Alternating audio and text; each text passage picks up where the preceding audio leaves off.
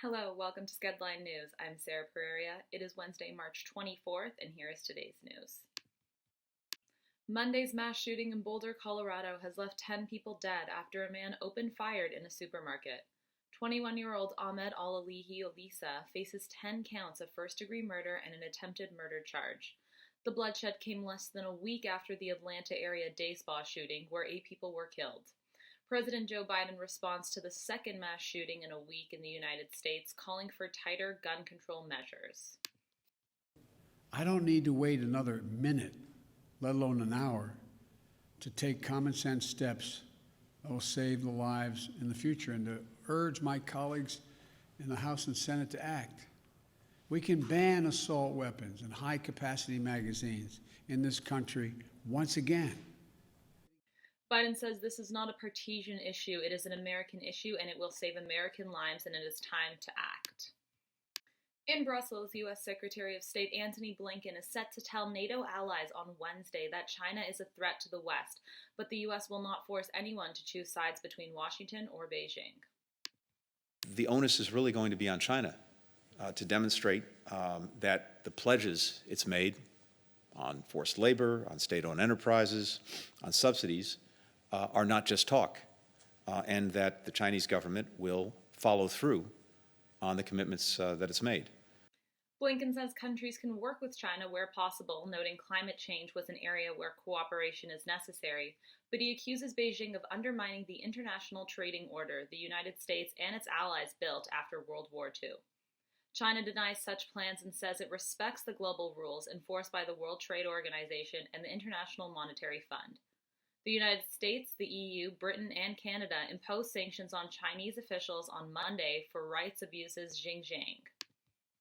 NATO Secretary General Jens Stoltenberg says China is a country that doesn't share our values, referring to NATO as a club of democracies. The giant container ship that has been blocking the Suez Canal for more than a day has partially refloated. Traffic along the fastest shipping route from Europe to Asia is expected to resume soon.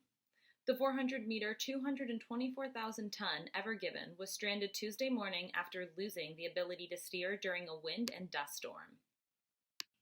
Tracking maps showed the ship grounded in the southernmost stretch of the canal between the Great Bitter Lake and the Red Sea port of Suez. An investigation is underway, but all the crew were safe and accounted for with no reports of injuries or pollution. Our Skedline News team has been hard at work. Skedline reporter Rama Ali is in Dubai, where she is covering the story on how COVID cases have tripled since the new year. COVID-19 numbers have tripled in Dubai since the new year. The countdown in Dubai is a huge tourist attraction and brings in people from all over the world to ring in the new year. The global pandemic did not stop foreigners from traveling to the UAE to celebrate New Year's, especially those from the UK. The UK has a new, very contagious strain of COVID-19, and locals fear this is the reason for spikes in COVID cases. Locals fear another lockdown, with numbers rising by the day. Check out the full story on Skedline.com. I'm Rama Ali. Skedline reporter Josh Walsh has a report on how the Toronto restaurant industry has struggled during the pandemic, with places forced to close for good. Skedline reporter Natasha Winter covers how advocates are pushing for more Black Canadian history in Ontario schools. Check out these stories at Skedline.com. And that's what's making news now. I'm Sarah Pereira. Let's check in on health news. Hello, and welcome to Skedlive's Health. My name is Tatiana Furtado. It is Wednesday, March the 24th, and here is today's health. Taiwanese Foreign Minister Joseph Wu says Taiwan will help other countries buy COVID-19 vaccines, but only if their money is not used to buy Chinese vaccines. Taiwan is helping Paraguay buy vaccines after protests broke over the handling of the pandemic. Paraguay's foreign ministry says the government was approached by the People's Republic of China and suggested the terms for getting vaccines were to ditch Taiwan. Wu says the Paraguayan government knows there are tensions and turmoil in China. Beijing foreign spokeswoman says this is fake news that suggests Paraguay to break its ties with Taiwan. Sweden did not follow the same lockdown models in 2020 as other European countries. Data from the EU Statistics Agency reports a smaller increase in mortality rate than those countries who followed stricter lockdown measures. Sweden recorded 7.7% more deaths in 2020 than its average in the past 4 years. In 2020, Spain's mortality rate was 18.1% and Belgium's was 16.2%. Sweden relied solely on the measures of social distancing, good hygiene, and kept schools, restaurants, and shops open, a decision that was believed to spare the economy. Sweden's chief epidemiologist says the data will raise doubts about the use of lockdowns and how good they really were. India has detected a double mutant variant of the coronavirus in the western state of Maharashtra. The variant was detected in 206 samples and 9 samples in the capital of New Delhi. There is more to come on this story. Skedline.com reporter Emma Harris has a story on international students from the Caribbean stuck in Canada during the pandemic. I reported on National Nutrition Month and how to develop better eating habits and avoid misinformation on social media. That's it for today's health. I am Tatiana Furtado. Now let's see what the weather is going to bring us.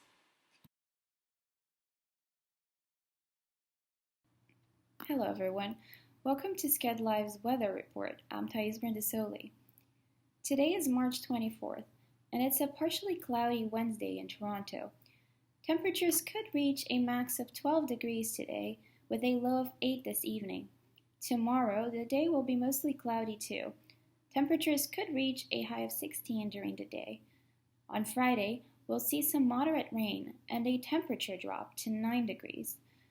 Not to worry though, the rain is expected to gradually stop by mid-afternoon. But on the weekend, we're still looking at a mix of partially cloudy and rainy weather.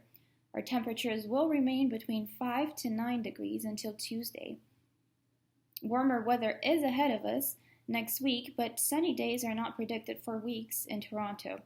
On Monday and Tuesday, we're looking at a partially cloudy weather with a maximum of 7 and 10 degrees respectively.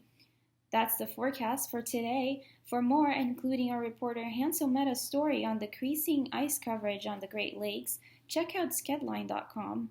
Taking you now to entertainment. I'm Thais Brindisoli. Welcome to Skedlive's Sports Update. My name is Benedict Rhodes, and here are your top sports stories. Former FIFA president Sepp Blatter has had his ban from the sport extended by a further 6 years and 8 months and been fined 1 million Swiss francs.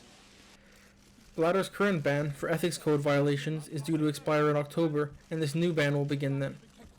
Jerome Valk, former FIFA Secretary General, has been handed the same ban and fine as Blatter has been given. Staying in soccer, Wales captain Gareth Bale says that he intends to return to Real Madrid at the end of his season-long loan deal at Tottenham. He still has a year on his contract in Madrid and intends to see out that contract, but many expected Tottenham to try and sign him permanently at the end of the season.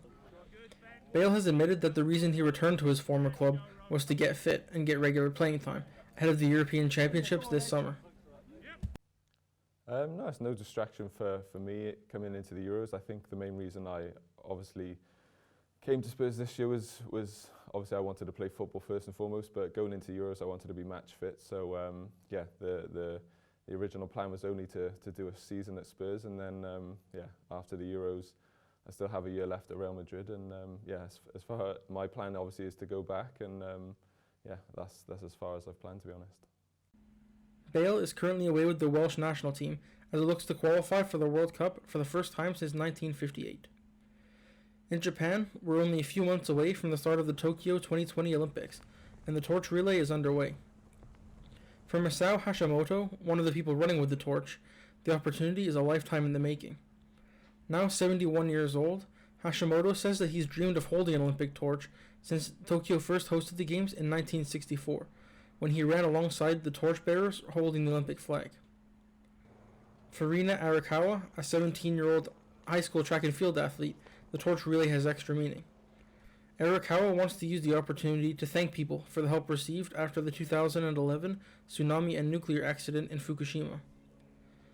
The relay begins on Thursday, March 25th in Fukushima, when both will have their chance to take part in the long-time Olympic tradition. For more sports stories, check out Skedline.com.